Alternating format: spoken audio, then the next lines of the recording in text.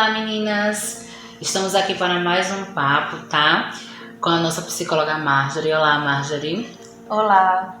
Então, meninas, hoje com o tema planejamento parto, vias de dar à luz. E já vamos começar com a nossa primeira pergunta, né? Marjorie, o que é o planejamento familiar? Na verdade, o planejamento familiar é o princípio de tudo, né? Quando a gente começa a namorar, por exemplo, quando a gente casa, né, a gente está dando início a uma nova família, uma nova constituição familiar, uma construção, no caso, familiar. A gente deixa, né, o pai e a mãe e forma a nossa família. E até quem, por exemplo, começa isso de forma solo, também tem esse vínculo, né, cortado. Então, a partir desse momento, se dá início a essa nova família e é necessário, né, para a gente ter segurança, ter essa ideia de planejamento familiar. Que é a ideia de quê? É de parar, pensar sobre o que eu quero da minha família, o que eu quero pra minha vida, como eu quero, quanto tempo eu quero. Então, ter ideias sobre isso, né? Do que se quer, ter esse autoconhecimento é necessário, né? Necessário para se ter uma segurança, né? E principalmente segurança em questão emocional. Marjorie, vindo agora para essa questão do parto, né? Da gestante. O que seria o planejamento de parto? Então, quando a gente faz o planejamento familiar, a gente, a partir daí, tem ideia do que a gente quer para a nossa vida, né? De quando a gente quer. Então, neste momento, a gente decidi que vou engravidar, que vou tentar uma gravidez, que vou adotar. Então, a gente tem essa decisão e o momento dessa decisão. Então, quando a gente toma a decisão, que daí chega a engravidar, também bom para também segurança emocional, que a gente está falando também ainda de saúde mental, né, da gestante. É bom ter essa segurança de como é que vai ser esse parto. Porque assim, a gente chega no ginecologista para fazer o pré-natal e ele fala sobre como está, como anda a saúde da criança e pronto, e acaba muitas vezes aí. Né, acaba na sua saúde, como anda a sua saúde física e como anda a saúde do bebê. E fim daí o momento, né, da consulta. Mas vê-se necessário, principalmente nesse período que estamos, de a gente ter um planejamento de como vai ser esse parto, onde vai ser, né? Qual maternidade que vai ser esse parto? Você sabe qual é a sua maternidade? Você sabe como é a sua maternidade? Você sabe as instalações? É bom saber. É bom você ter segurança de como é que vai ser e onde vai ser, sabe? Quem é a médica que vai lhe acompanhar? É uma médica plantonista? Você conhece a maioria dos médicos plantonistas daquele ambiente? Né? É uma médica que você decidiu que vai ser ela, que vocês combinaram, que vai ser particular, vai ser público. Então, como é que vai ser? Porque quando você tem ideia de que vai ser no público, você já se prepara para aquilo ali. É uma preparação, na verdade, o planejamento. Então, ter essa preparação é necessário, né, para você entender de que qual vai ser o parto, vai ser cesáreo, qual vai ser parto normal, entendeu? Então, ter esse esquema e fazer esse esquema com o seu médico que lhe acompanha, mesmo que não seja ele a pessoa que vai fazer o parto. Mas é muito bom você ter esse esquema preparado e que você possa apresentar isso para o médico que vai lhe acompanhar. Mas qual seria, assim, a importância de se planejar no parto? A importância como eu já relatei, né? A questão da segurança, sabe? É bom a gente ter essa segurança para justamente não sofrer determinadas coisas, né? Que antigamente era visto como normal, mas hoje em dia a gente percebe que muitas mulheres vão ter muitos problemas, principalmente de traumas com questão do parto, né? Por justamente não se ter planejado. Tem histórias que eu conheço de mulheres que já estava certo mais ou menos para onde ia, mas não foi combinado para onde ia. Passou por 5 maternidades até ser aceita em uma, e daí o esposo teve que gritar para que essa maternidade atenda seu esposo que já está quase tendo a criança, sabe? E isso, a mãe entra em sofrimento, a criança entra em sofrimento.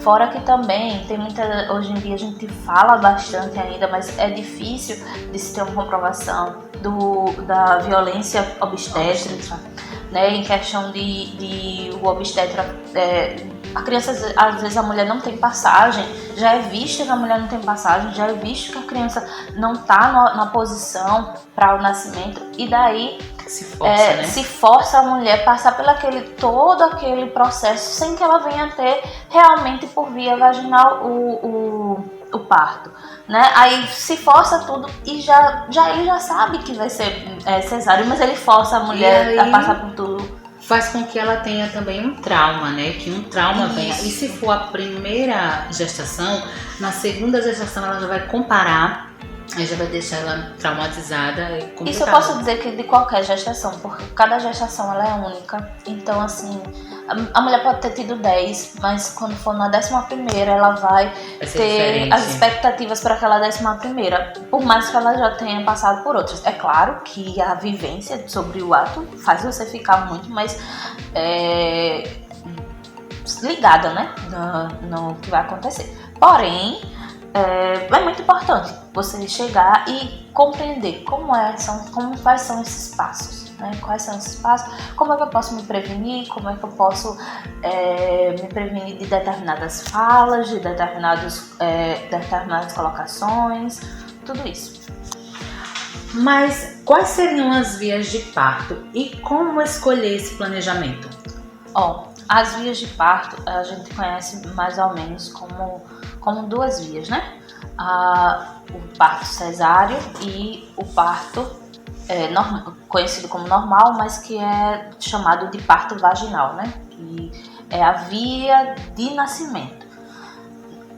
Muita gente referencia-se a cesárea como sendo um parto, não necessariamente parto natural, e também muita gente não considera parto, porque muita gente considera parto só a via vaginal.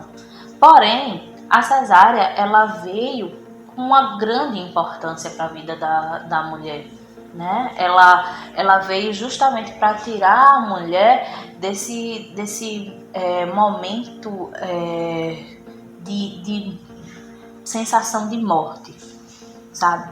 Porque assim, antes, quando não se tinha um parto cesáreo, muitas mulheres vinham a óbito, ou as crianças vinham a óbito, por causa que não tinha condições de a criança nascer.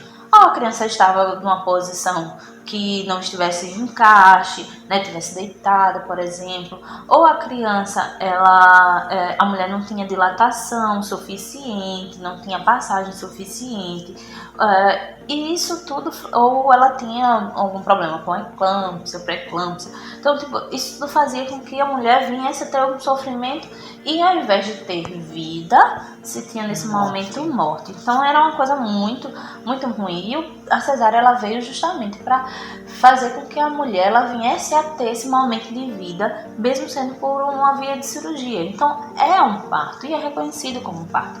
Agora, só que hoje nós temos uma mudança nessa visão, que a questão da via vaginal, ela está sendo muito mais colocada, né, como chamada de parto humanizado. E principalmente quando se fala em parto humanizado, querem dizer do parto em casa, com parteira e tudo. Mas temos também que entender que nem para toda mulher vai funcionar, entendeu? Nem toda mulher ela vai ter saúde o suficiente para estar em casa, né, esperar o parto em casa. Nem toda mulher vai ter segurança suficiente de, eu estou segura que eu vou conseguir. Então, assim, é necessário que... Por isso que é necessário ter o planejamento. Porque, você não só vai ver uma ideia, eu vi que não sei quem teve um parto lindo e maravilhoso numa fazenda e tava ao redor dos animais e tinha uma piscina enorme. Às vezes não funciona pra você. Entendeu? Então, assim, Não dá pra você pegar uma ideia e trazê-la pra sua vida. Por isso que é necessário esse planejamento, porque como seu médico ele vai dizer como é que anda a sua saúde, como é que anda a saúde do bebê, como é que anda essa questão, se o bebê encaixou, se o bebê não encaixou, se você tem dilatação, se você tem saúde suficiente para esse momento, para esperar esse momento.